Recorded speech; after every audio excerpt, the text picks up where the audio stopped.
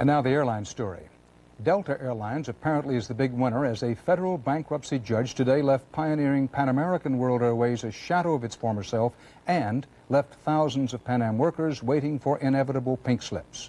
Correspondent Harold Dow has more about that. Harold, good evening. Good evening, Dan.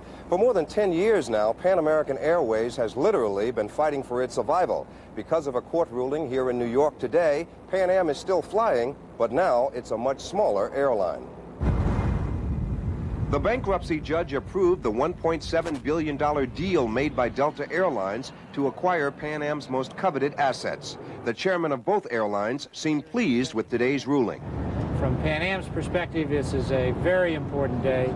We at Delta Airlines look forward to moving ahead as quickly as possible with the acquisition of the assets. Delta will acquire Pan Am's European routes and its profitable Northeast Shuttle operation. A much smaller Pan Am will continue to serve Latin America, but it will hardly be an independent operation.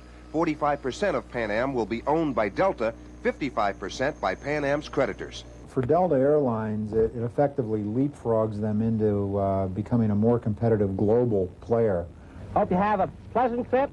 It was in the 1930s when Pan Am's Clipper service opened U.S. air travel to the world.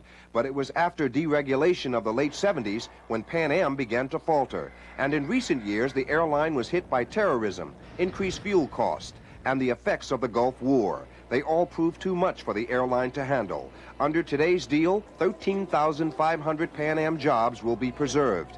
8,500 jobs will be lost. One Pan Am employee told us the airline was like a family, and today's news hit like a death in the family. Dan? Harold, of course, what happens to the workers is most important, but what happens to outstanding Pan Am tickets and frequent flyer miles? Well, Delta officials tell us they will honor Pan Am tickets, and they will also honor the frequent flyer program. Harold Dow, live here in New York. Thanks. Freed American hostage Edward Tracy had dinner with his son tonight at the U.S. military hospital in Wiesbaden, Germany. Tracy arrived there last night after 5 years of captivity in Beirut. The hospital chief said today Tracy is fine physically, but would not comment on his mental state, saying only that all hostages are affected by the stress of captivity. The letter freed British hostage John McCarthy, relayed to the UN Secretary General yesterday, was made public today. The message from McCarthy's terrorist captors suggests that the remaining hostages in Lebanon be freed as part of a global release of prisoners. That letter came in for close scrutiny at the vacation White House in Maine. Susan Spencer